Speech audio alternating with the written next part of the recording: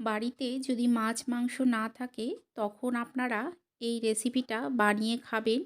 খেতে ভীষণ সুন্দর হয় আর একদমই অল্প সময়ে এটা তৈরি হয়ে যায়। নমস্কার, আমি দেবশ্রী। আমার চ্যানেল দেবীজ ঘরকন্যা উইথ রেসিপির একটা নতুন রেসিপিতে আপনাদের সবাইকে স্বাগত। আপনাদের যদি এই রেসিপিটা ভালো লেগে থাকে তাহলে লাইক করে দেবেন, শেয়ার করে দেবেন আর কমেন্ট করে অবশ্যই জানাবেন যে কেমন লাগলো। চ্যানেলটাকে সাবস্ক্রাইব করে দিয়ে পাশে থাকা বেল আইকনটা প্রেস করে দেবেন, যাতে নতুন কোনো ভিডিও দিলেই সবার আগে আপনার কাছে পৌঁছে যায়। তাহলে চলুন দেরি না করে দেখে নেওয়া যাক। এটা বানানোর জন্য এখানে দেখুন আমি নিয়ে নিয়েছি পেঁয়াজ। 3টে ছোটো সাইজের আমি পেঁয়াজ নিয়েছি আর 2টো টমেটো নিয়েছি। পেঁয়াজগুলোকে এইরকমভাবে মাঝখান থেকে টুকরো করে নিতে হবে। 3টে পেঁয়াজই আমি মাঝখান থেকে টুকরো করে নেব। আর যে 2টো টমেটো আছে টমেটোগুলোকেও ঠিক একই রকমভাবে কেটে নেব।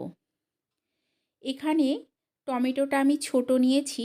টমেটোর সাইজটা যদি বড় হয় তখন আপনারা একটা টমেটোও নিতে পারেন। এখন অন্যদিকে একটা কড়াই বসিয়ে দিয়েছি, এতে দিয়ে দিচ্ছি কিছুটা সাদা তেল। আপনারা চাইলে এই রান্নাটা সর্ষের তেলেও করতে পারেন। তেলটা গরম হয়ে গেলে একে একে সমস্ত পেঁয়াজগুলো দিয়ে নেব।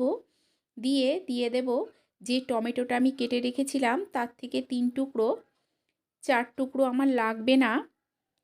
আর দিয়ে দিচ্ছি কয়েক কোয়া গোটা রসুন। রসুনগুলোকে ছাড়িয়ে ঠিক এইভাবে তেলে দিয়ে দিতে হবে। এই সময় গ্যাসের ফ্লেমটা লো টু মিডিয়ামে রাখবেন। লো টু মিডিয়ামে রেখে এগুলোকে হতে দিতে হবে। কিছুক্ষণ পর পেঁয়াজগুলোকেও উল্টে দেব আর টমেটোটাকেও উল্টে দেব। দেখুন, পেঁয়াজ আর টমেটো সমস্ত কিছুকে ঠিক এইভাবে উল্টে দিয়ে আর অল্প কিছুক্ষণ এটাকে হতে দেব। কিছুক্ষণ পর দেখবেন দুটোই নরম হয়ে গেছে, তখন এগুলোকে তুলে নিতে হবে। তুলে নিয়ে এগুলোকে আমি ঠান্ডা করে নেব। সমস্ত পেঁয়াজ টমেটো আর রসুন ঠান্ডা করে নিয়ে দিয়ে দিলাম মিক্সির জারে আর দিয়ে দিলাম 2টো কাঁচা লঙ্কা। দিয়ে দেখুন এর পেস্টটা আমি করে নিয়েছি। যেই কড়াইতে পেঁয়াজ টমেটো আর রসুনটা ভেজে নিয়েছিলাম, যেটুকুনি তেল বেঁচেছিল তাতেই ফোড়নে দিয়ে দিলাম 3টে এলাচ, দারচিনি, লবঙ্গ আর 1 চামচ গোটা জিরে। ফোড়নটাকে কয়েক সেকেন্ড ভেজে দিয়ে দিলাম 1 চামচ আদা বাটা। অল্প একটু জল দিয়ে কিছু মশলা দিয়ে দেব। 1 চামচ জিরে গুঁড়ো দিলাম, 1 চামচ হলুদ গুঁড়ো আর দেব 1 চামচ লঙ্কার গুঁড়ো।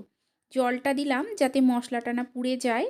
গ্যাসের ফ্লেমটাকে লো টু মিডিয়ামে করে প্রথমে এটাকে কিছুক্ষণ কষিয়ে নিয়ে এতে দিয়ে দেব যেই মশলাটা আমি বেটে রেখেছিলাম সেটা।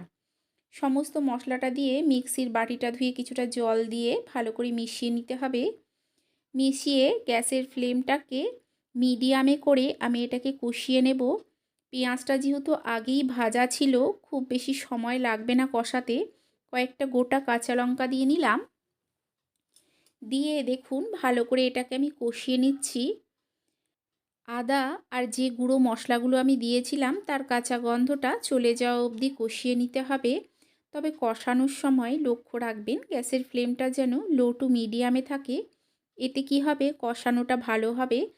গ্যাসের ফ্লেমটা হাইতে করে কষালে কষানোটা ভালো হয় না আর অনেক সময় মশলার কাঁচা গন্ধ থেকে যায়। দেখুন কিছুক্ষণ ধরে আমি ভালো করে মশলাটা কষিয়ে নিচ্ছি যতক্ষণ না এর তেলটা আলাদা হয়ে চলে আসছে। কিছুক্ষণ কষিয়ে নেওয়ার পর দেখবেন সাইড থেকে সুন্দরভাবে এর তেলটা কিন্তু আলাদা হয়ে চলে আসবে। দেখুন সুন্দরভাবে কিন্তু সাইড থেকে তেলটা আলাদা হয়ে চলে এসছে। আর অল্প কিছুক্ষণ কষিয়ে নেব। কষিয়ে এখানে আমি দিয়ে দেব আগের থেকে সেদ্ধ করে ভেজে নেওয়া হাঁসের ডিম আর দিয়ে দেব ভেজে নেওয়া আলু। আপনারা কিন্তু ডিম ছাড়া সোয়াবিন দিয়েও এই রেসিপিটা করতে পারেন, খেতে ভীষণ সুন্দর হয়।